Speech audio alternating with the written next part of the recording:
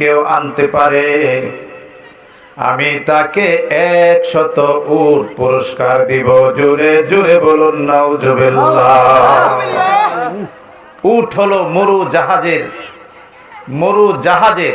মরুভূমির জাহাজ বলা হয়। একটা উটের অনেক মূল্য ছিল। নিস্তব সকলে শান্ত হয়ে বসে রইল। মাছ সেন্টার থেকে একটা যুবক দাঁড়ালো। সিনারা তার খুব ফাঁস, কলিজাটা বড়, এমন একটা যুবক দাঁড়াইল। যুবকে দাঁড়ায় হাতটা উপরে উঠাইয়া ইশারা দিল, আমি পারবো মুহাম্মদের মাথায় এনে দেওয়ার জন্য পারবো। আবু জাহেল লক্ষ্য করে দেখে এমন একটা যুবক দাঁড়াইছে। আবু জাহেল মনে মনে ভাবত, সারা আরব জাহানের মধ্যে সকল মানুষ যদি একত্রিত হয়, আর যদি এই যুবকটা একত্র হইয়া যদি দাঁড়ায়, এই কুরাইশ বংশের কলিজার টুকরা মুহাম্মদের মাথা আনার জন্য এই যুবকটাই পারবে, এছাড়া দ্বিতীয় কেউ পারবে না। জোরে জোরে বলুন আল্লাহু আকবার। যুবকটা দাঁড়াইলেন, আমি পারবো, মুহাম্মদের মাথায় আনতে পারবো। তিনি ঘোড়ায় করে উঠলেন। ঘোড়ার লাগাম ধরে যখন টান দিলেন, টান দেওয়ার সাথে সাথে নব একজন মুসলিম মুহাম্মদের দরবার থেকে এই মাত্র কালমা পড়েছে, লা ইলাহা ইল্লাল্লাহু মুহাম্মাদুর রাসূলুল্লাহ সাল্লাল্লাহু আলাইহি ওয়াসাল্লাম।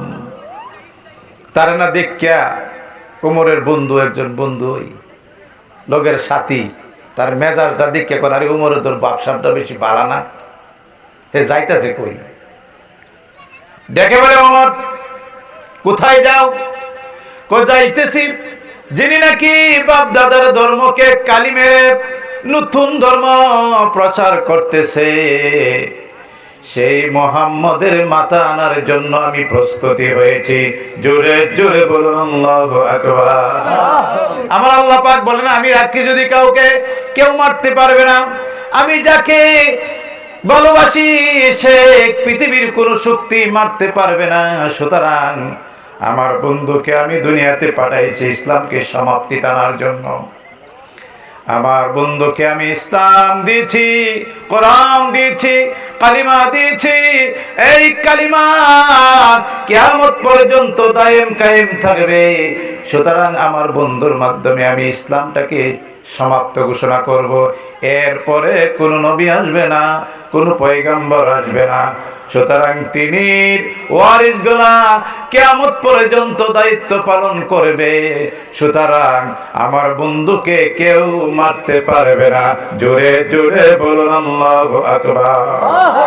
সালাতু সালামে গো আমার দরদ সালামে গো আমার কয় নবী মুস্তাফা, তোমরা নিসবে যাও গো মদিনা। পড়েন, সালাতু সালামে গো আমার দরদ সালামে গো আমার কয় নবী মুস্তাফা, তোমরা নিসবে যাও গো মদিনা। মদিনা শরীফের মাঝে বেহেশতের বাগান আছে,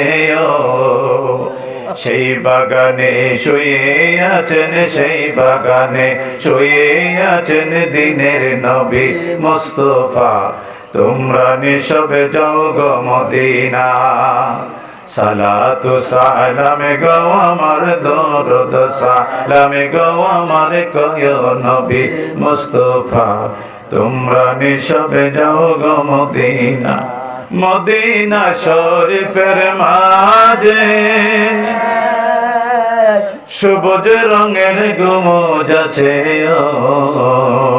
সেই গুমুজের নিচে শুয়ে আছেন, সেই গুমুজের নিচে শুয়ে আছেন দিনের নবী মুস্তাফা, তোমরা নিসবে যাও গো মদিনা।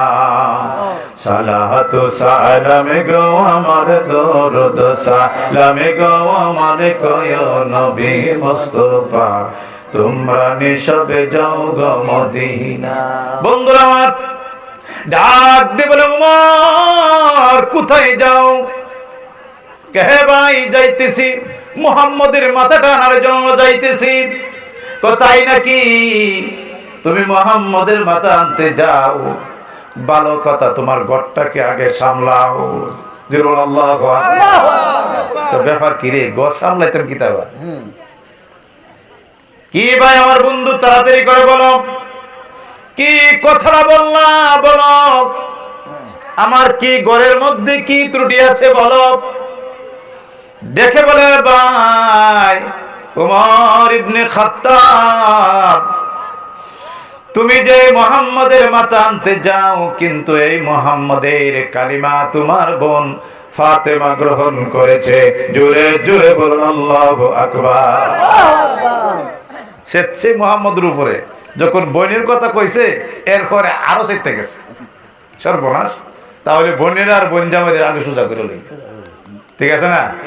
ঘরের মানুষ যদি অন্যায় করে এর আগে সোজা করে না, এখন বাইরে বিচার করতাম, কেমন আছে না? পেয়ারে হাজিরিন, গুড়ার লাগাম ছিল মুহাম্মদের দিকে, আবার গুড়ার লাগাম টান দিলেন, গুড়াই লাইলেন বোনের বাড়ির দিকে, গুড়া শু শু করে ছেড়ে দিলেন। আরব জাহানের মানুষগুলা এত চুক্কর ছিল, এত মেধা ছিল, এত জ্ঞানী ছিল, যদি কোনো বীর পুরুষের গোড়া যাইতো, গোড়ার খুরার শব্দ পেয়ে তারা জানতে পারত, বুঝতে পারত এমন বীর পুরুষের গোড়াটা যাইতেছে, তার গোড়ার শব্দটা এই রকম আওয়াজ হয়। জোরে জোরে বলুন আল্লাহু আকবার। আমিরুল মুমিনিন তিনি ওই সময় কলমা গ্রহণ করে নাই। পেয়ারে হাজিরিন, বোন আর ভগ্নিপতি কোরআন তেলাওয়াত করতেছে, এই মুহূর্তে ঘরের দরজার মাঝে গিয়ে হাজির হয়ে গেল ওমর। দরজাটা ভেঙ্গে একটা লাত মেরে দরজাটা ভেঙ্গে চূর্ণ বিচূর্ণ করে ফেললো। ভগ্নিপতি এর সামনে দাঁড়ালো, ব্যাপার কি? আপনি কেন এত আগান্বিত? কথা না শুনে এমন ভাবে আঘাত করতে শুরু করলো, ভগ্নিপতির চেহারা থেকে রক্ত ঝর্ণার মতন প্রবাহিত শুরু করলো। দেখে ভগ্নিপতির মার দেখে বোন আগায় আসলো। বোন ভাইকে বাধা দেই, ও ভাই আমার স্বামীকে তুমি কেন মারতেছো? কথা শুনে নাই। এমন ভাবে বোন যখন আগায় আসলেন, আগায় আসার কারণে স্বামীকেও মারে এবং তার বোনকে যখন আঘাত করতে শুরু করলেন, দুজনের চেহারা থেকে ওই ইসলামের সুশীতল রক্তগুলা প্রবাহিত হতে শুরু করলো। জোরে জোরে বলুন আল্লাহু আকবার। আল্লাহ রাব্বুল আলামিন বলেন, তুমিনুনা বিল্লাহি ওয়া রাসূলিহি ওয়া তুজাহিদুনা ফি সাবিলিল্লাহি বিআমওয়ালিকুম ওয়া আনফুসিকুম যালিকুম খায়রুল লাকুম ইন কুনতুম তা'লামুন। ও পৃথিবীর মানুষরা, যারা দ্বীনের জন্য, কোরআনের জন্য, ইসলামের জন্য, কালিমার জন্য জীবন দেয়, জানু মাল দিয়ে আল্লাহর জমিনে আল্লাহর দ্বীন কায়েম করে, আল্লাহ পাক বলেন তারা হলো আমার বন্ধু, তারা হলো আমার দলের, তারা হলো আমার কোরআনকে যারা আঁকড়ে ধরে এই দুনিয়াতে ইসলাম কায়েম করবে, আল্লাহ রাব্বুল আলামিন বলেন তারা হলো প্রকৃতিক আমার বন্ধু। জোরে জোরে বলুন আল্লাহু আকবার। বন্ধুরা আমার, যখন দুইজনের চেহারার মধ্যে রক্ত প্রবাহিত হলো, হযরত উমরের মনটা একটু নরম হয়ে গেল, তার মনটা একটু শীতল হয়ে গেল। শীতল হওয়ার পরে বোনকে ডাক দিলে, বলে বোন রে, আমি গুড়ার থেকে নামার পরে একটা আওয়াজ শুনেছি, কি যেন তোমরা তেলাওয়াত করতেছো, আমাকে একটু শোনাও, আমি শুনি তোমরা কিসের কারণে ইসলাম গ্রহণ করলা। এইটা কি দুনিয়ার মানুষের কোনো কথা কি না, না আসমানি আওয়াজ? একটু শোনাও আমারে। ফাতেমা ডাক দিয়ে বলে, হে ভাই উমর, তুমি হলো বেদিন, তুমি হলো নাপাক, তোমার ঈমান নাই। তুমি একটা কাজ করো, তুমি গোসল দিয়ে আসো, উযু করে আসো, পবিত্র হয়ে আসো, তারপরে আমি কোরআন তেলাওয়াত করে তোমাকে শোনাইব। জোরে জোরে বলো আল্লাহু আকবার, সুবহানাল্লাহ আলহামদুলিল্লাহ, লা ইলাহা ইল্লাল্লাহ, সুবহানাল্লাহ আলহামদুলিল্লাহ, লা ইলাহা লা ইলাহা ইল্লাল্লাহ মুহাম্মাদুর রাসূলুল্লাহ। হযরত ওমর একটু ঠান্ডা হওয়ার পরে, ঠিক আছে বোন, আমি একটু উযু গোসল দিয়ে আসছি। উযু গোসল দিয়ে আসলে, সংক্ষেপে আমি বলতেছি, উযু গোসল দিয়ে আসার পরে হযরতে ওমর বসে পড়ল। বসার পরে বোন ফাতেমা যখন কোরআন তেলাওয়াত করা শুরু করলো, বিসমিল্লাহ পরে যখন কোরআন তেলাওয়াত শুরু করলো, তার মনটা গলে গেল। মনটা গলে বলে, ভাই আমার বোন, আমি বুঝতে পেরেছি এইটা তো দুনিয়ার মানুষের রচিত কোনো বই নয়, দুনিয়ার মানুষের রচিত কোনো ভাষা নয়, কোনো কবিতা নয়, কোনো গদ্য নয়, এইটা হলো আসমানি ভাষা। জোরে জোরে বলুন আল্লাহু আকবার। আল্লাহ রাব্বুল আলামিনের হাবিব কি মাথা আনার জন্য সে হাজির হয়েছিল। আল্লাহ রাব্বুল আলামিন মুর ঘুরাইয়া দিলেন, ওয়াকানা হাক্কান আলাইনা নাসরুল মুমিনিন। আমার আল্লাহ পাক বলেন, আল্লাহর রহমতের বরকতের হাত মুমিনদের জন্য আমি আল্লাহ বাড়াই দেই। কেউ কোন মুমিনদেরকে ক্ষতি করতে পারে না, মারতে পারে না। জোরে জোরে বলুন আল্লাহু আকবার। ফাতিমা তেলাওয়াত শুরু করলেন, তোহা তেলাওয়াত শুরু করলেন। তেলাওয়াতের পর বলল, বোন বন্ধ করো, আমি মুহাম্মদের দুয়ারে যাব। গিয়েছিল মুহাম্মদের মাথা আনার জন্য, এখন বলে মুহাম্মদের দুয়ারে যাব। মুহাম্মদের দুয়ারে যাওয়ার জন্য তিনি প্রস্তুত হয়ে গেলেন। ফাতেমা মনে মনে ভাবে, না জানি কি ঘটনা ঘটে, আল্লাহই ভালো জানে। আস্তে আস্তে আস্তে আস্তে তার মাথাটা নিস্তেজ হতে শুরু করলো। তিনি গিয়ে দেখেন মুহাম্মদ রাসূলুল্লাহ সাল্লাল্লাহু আলাইহি সাল্লাম এইভাবে মজলিসে বসে কথা বলতেছেন। হযরতে হামজা তাকায় দেখে উমর মুহাম্মদের দরবারে হাজির হতেছে, ঘোড়া থেকে নামলো। সকলে সাহাবায়ে কেরামরা সকলে ভয়ে কম্পিত হয়ে গেল। বলল, উমর আসতেছে, না জানি কি হয়।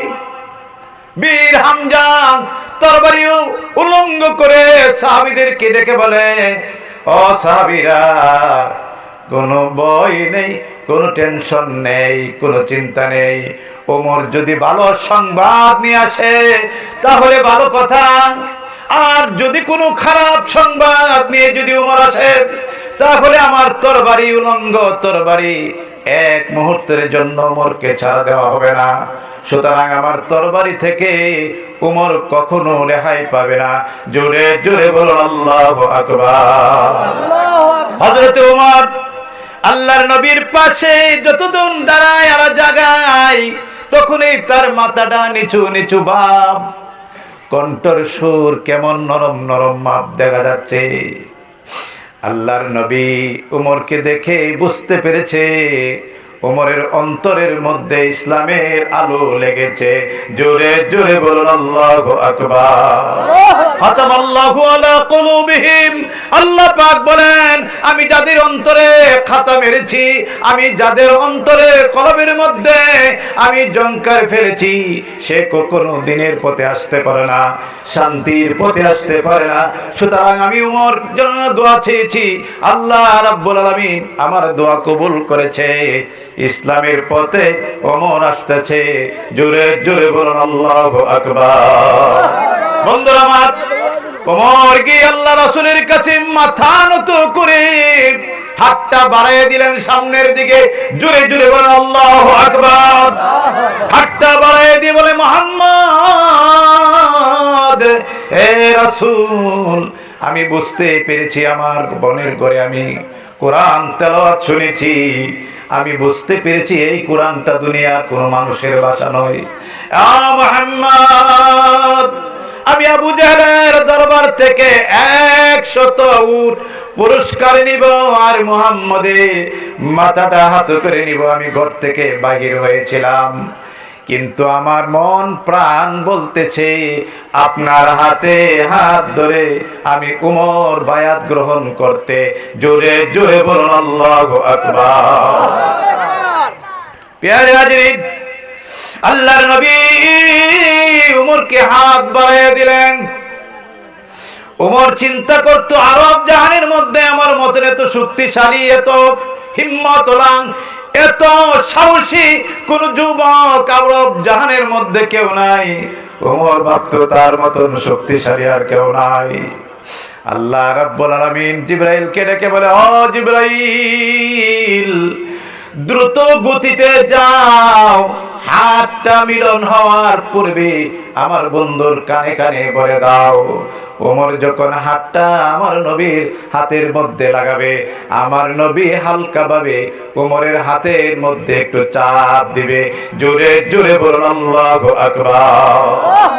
ওমরের হাতটা যখন বাড়িয়ে দিলেন, আল্লাহর নবী হাতটা এভাবে ধরলেন, হালকা ভাবে একটু চাপ দিলেন। ওমর একটা চিৎকার মেরে জমিনে পড়লেন আর ডাক দিলেন, ইয়া রাহমাতাল লিল আলামিন, ওগো মুহাম্মদ রাসূলুল্লাহ, আপনার হাতটা তাড়াতাড়ি আমার হাত থেকে সরায় ফেলেন। আমার মনে হচ্ছে সারা পৃথিবীটা, 7 আসমান 7 জমিন আমার হাতের মধ্যে পড়ে গেছে। আপনার হাতের চাপ নেওয়ার মতন ক্ষমতা আমার উমরের নাই। জোরে জোরে বলুন আল্লাহু আকবার। আল্লাহু আকবার। এই বন্ধুরা, এইটা সাধারণ হাত নয়, এইটা সাধারণ শক্তি নয়। ওমর বলে, আমি জানতাম, আমি বুঝতাম, আমি ধারণা করতাম এই আরব জাহানের মধ্যে আমার মতন শক্তিশালী আর কেউ নাই। আমি বুঝতে পেরেছি এই পৃথিবীর শ্রেষ্ঠ শক্তিশালী হলেন দয়াল নবী, মায়ার নবী হযরত মুহাম্মদ মুস্তাফা সাল্লাল্লাহু আলাইহি সাল্লাম।